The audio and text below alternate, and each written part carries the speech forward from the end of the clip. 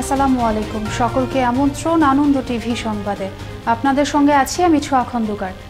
গাজীপুরের নুহাশপল্লীতে নানা আয়োজনে পালিত হল নন্দিত কথাসাহিত্যিক হুমায়ুন আহমেদের ৭৩তম জন্মদিন।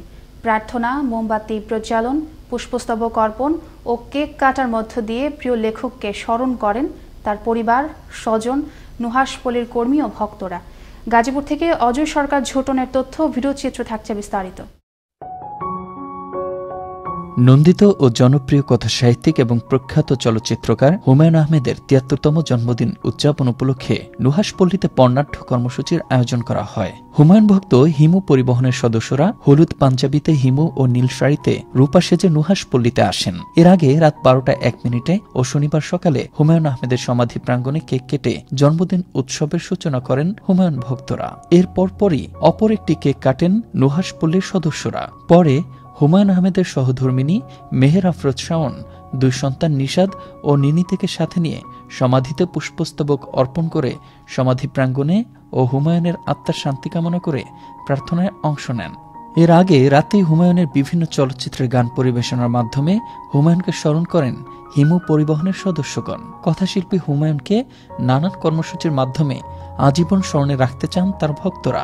স্যারের বই পড়ার পর আমাদের ভিতরে যে দোতনা সৃষ্টি হয়, ওখান থেকে ওনার প্রতি আমাদের শ্রদ্ধা। আমরা হিমু পরিবহনের পক্ষ থেকে এবারও স্যারের শ্রদ্ধা নিবেদন করার জন্য আসছি। সুন্দর জায়গাটা, যেখানে উনি অনেক কবিতা লিখেছেন, অনেক কবিতা পড়েছি, আর এখানে এসে এই জন্য খুব ভালো লাগছে। উনি যদি আজকে আমাদের মাঝে থাকতো তাহলে হয়তো ওনার সাথে আমরা তার জন্মদিন উদযাপন করতাম। হুমায়ুন আহমেদ প্রয়াত হওয়ার পর তাকে ছাড়া তারই প্রিয় সবুজ শালবন ঘেরা নুহাশপল্লীতে জন্মদিন পালন কষ্টের বলে জানান নুহাশপল্লীর ব্যবস্থাপক। আমরা নুহাশপল্লীর স্টাফ সবাই মিলে যে স্যারের জন্মদিন পালন করতাম, এখন ছাড় নাই, আমাদের তো অবশ্যই এটা অনেক কষ্টের। এদিকে হুমায়ুন আহমেদকে নিয়ে দেশে বিভিন্ন বিশ্ববিদ্যালয়ে পিএইচডি করা হচ্ছে। হুমায়ুন আহমেদকে নিয়ে যারা ভালো কাজ করছেন তাদের সাধুবাদ জানান হুমায়ুন আহমেদের সহধর্মিণী। পাশাপাশি হুমায়ুনহীন হুমায়ুন আহমেদের জন্মদিনে আলাদা কোনো প্রত্যাশা নেই বলেও জানান তিনি। হুমায়ুন আহমেদকে ভালো মতো অনেকেই গবেষণা করছেন, হুমায়ুন আহমেদকে নিয়ে পিএইচডি হচ্ছে বিভিন্ন ইউনিভার্সিটিতে, হুমায়ুন সাহিত্য নিয়ে পিএইচডি হচ্ছে, অনেকেই চর্চা করছেন। সেই চর্চাটা বাড়ুক, ছাত্ররা হুমায়ুন আহমেদ সম্বন্ধে জানুক, সবাই জানুক, ভুল কোনো চর্চা না হোক, এটা আমার একটি অনেক বড় প্রত্যাশা। ১৯৪৮ সালের ১৩ নভেম্বর নেত্রকোনায় জন্মগ্রহণ করেন তিনি এবং ২০১২ সালের ১৯ জুলাই নিউ ইয়র্কে চিকিৎসাধীন অবস্থায় শেষ নিঃশ্বাস ত্যাগ করেন হুমায়ুন আহমেদ। নন্দিত এ কথাসাহিত্যিক তার সৃষ্টির মাধ্যমে পাঠক ভক্তের হৃদয়ে বেঁচে থাকবেন যুগ থেকে যুগান্তরে। যেখানেই থাকুন ভালো থাকুন প্রিয় হুমায়ুন আহমেদ। মুস্তফা কামাল তোহা, আনন্দ টিভি, ন্যাশনাল ডেস্ক। আবারও দেশের খবর। মেট্রো রেলের ষষ্ঠ চালানে মোংলা বন্দরে এসে পৌঁছেছে আরও ৪টি বগি ও ২টি ইঞ্জিন। পতাকাবাহী জাহাজ এমভি ব্রাইট কোরাল মোংলা বন্দরের ৯ নম্বর জেটিতে নোঙর করে শুক্রবার সন্ধ্যা ৭:৩০টায়। এর আগে জাপানের কোবে বন্দর থেকে ছেড়ে কিছুদিন আগেই রওনা দেয় মেট্রো রেলের বগি ও ইঞ্জিন বোঝাই এ জাহাজ। এদিকে শনিবার সকাল থেকেই কোচগুলোর খালাস প্রক্রিয়া শুরু হয় বলে জানান মোংলা বন্দর কর্তৃপক্ষের harbour master commander Sheikh Fakhruddin. কুমিল্লার তিতাসের সাতানি ইউনিয়নে পুনরায় নির্বাচনের দাবিতে বিক্ষোভ করল ইউনিয়নবাসী। শুক্রবার সকালে গ্রামের সড়কগুলো অবরোধ করে তারা এ দাবি জানান। এ সময় গেল বৃহস্পতিবার অনুষ্ঠিত ওই ইউনিয়ন পরিষদ নির্বাচনকে প্রহসন আখ্যা দিয়ে স্বতন্ত্র প্রার্থীর ওপর হামলাকারীদের আইনের আওতায় আনারও দাবি জানান বক্তারা। এদিকে নারায়ণগঞ্জ বন্দরের মুসাপুর ইউনিয়ন পরিষদের ৭ নম্বর ওয়ার্ড নির্বাচনে অনিয়ম ও কারচুপির অভিযোগ এনে সংবাদ সম্মেলন করল মেম্বার প্রার্থী রবিউল আউয়াল। শনিবার দুপুরে রবিউলের নিজ বাসভবনে এ সংবাদ সম্মেলনে ২০০ ভোট বেশি পেয়ে নির্বাচিত হয়েছেন বলে দাবি করেন তিনি। এ সময় এই নির্বাচন প্রত্যাহার সহ পুনরায় সুষ্ঠু নির্বাচন দাবি জানান প্রার্থী রবিউল আউয়াল। দেখছেন আনন্দ টিভি সংবাদ, সঙ্গে আছে ছোঁয়া খন্দকার। শনিবার সকালে গাইবান্ধা সদরের লক্ষ্মীপুর ইউনিয়ন পরিষদ নির্বাচনে বিজয়ী ইউপি সদস্য আব্দুর রৌফ মাস্টারকে হত্যার ঘটনায় জড়িতদের গ্রেফতার ও ফাঁসির দাবিতে বিক্ষোভ করল এলাকাবাসী। এ সময় সড়ক অবরোধ সহ দোকানপাট ভাঙচুর চালায় বিক্ষোভকারীরা। এর আগে শুক্রবার রাতে আব্দুর রৌফকে কুপিয়ে হত্যা করা হয়। পটুয়াখালীতে অভিযান চালিয়ে ১২০ কেজি জাটকা ইলিশ জব্দ করেছে র্যাব ৮-এর সদস্যরা।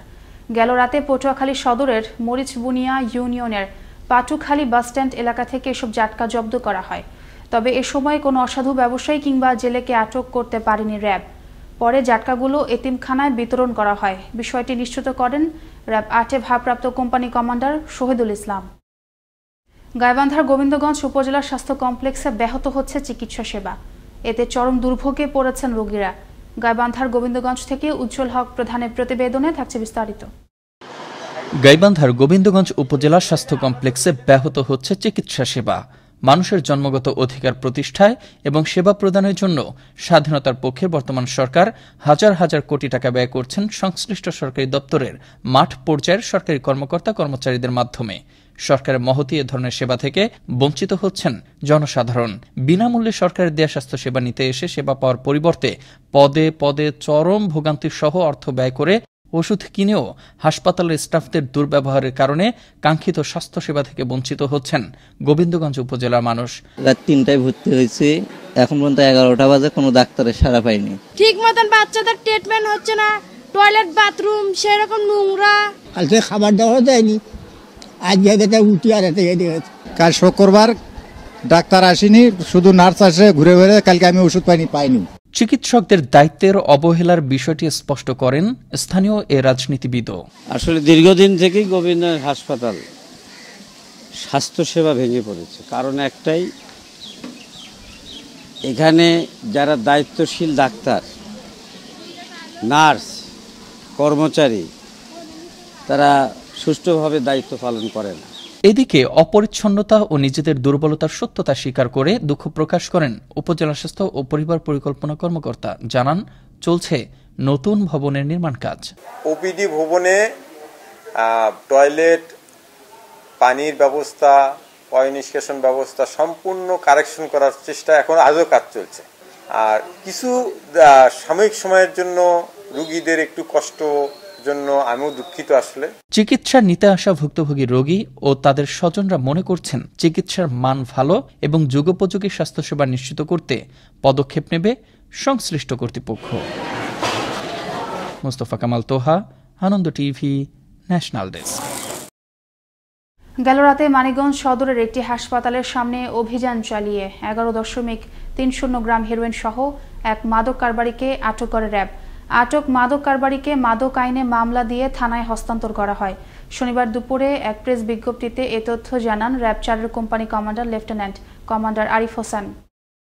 পটুয়াখালীর বাউফলে নিখোঁজের 15 দিন পর 4 সন্তানের জননী ফেরদৌসী বেগম নামের এক গৃহবধূর লাশ উদ্ধার করেছে পুলিশ। গেল রাতে উপজেলার দাসপাড়া ইউনিয়নের ভুরভুরিয়া খাল থেকে তার লাশ উদ্ধার করা হয়। এর আগে গেল 29 অক্টোবর বিকেলে ওই গৃহবধূ ডাক্তার দেখাতে গিয়ে নিখোঁজ হন। পরে 31 অক্টোবর পরিবারের পক্ষ থেকে থানায় একটি সাধারণ ডায়েরি করা হয়। শনিবার সকালে টাঙ্গাইলের পৌর এলাকার পার্ক বাজারের বিভিন্ন মুদি দোকানে অভিযান পরিচালনা করে ভ্রাম্যমাণ আদালত।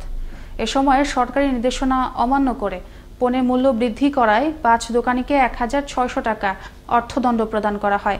পুলিশের সহযোগিতায় ভ্রাম্যমাণ আদালত পরিচালনা করেন উপজেলা নির্বাহী কর্মকর্তা রানুয়ারা খাতুন। এবার আবহাওয়া সংবাদ।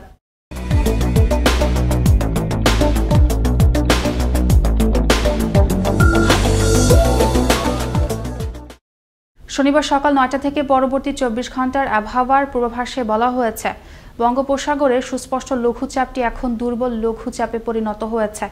লঘুচাপটি একটি বাড়তি অংশ উত্তর বঙ্গোপসাগর পর্যন্ত বিস্তৃত রয়েছে। এর প্রভাবে ঢাকা, খুলনা, বরিশাল, সিলেট ও চট্টগ্রাম বিভাগের 2-1 জায়গায় হালকা থেকে মাঝারি বৃষ্টি হতে পারে। এ সময়ে সারা দেশে রাতের তাপমাত্রা প্রায় অপরিবর্তিত থাকতে পারে ও দিনের তাপমাত্রা 1 থেকে 2 ডিগ্রি সেলসিয়াস হ্রাস পেতে পারে বলে জানিয়েছে আবহাওয়া অফিস। এই ছিল এখনকার মতো। আনন্দ টিভি সংবাদ দেখুন প্রতিদিন বিকেল 5টা30 এবং রাত 9টা30। আনন্দ টিভি সঙ্গে থাকার জন্য সকলকে ধন্যবাদ।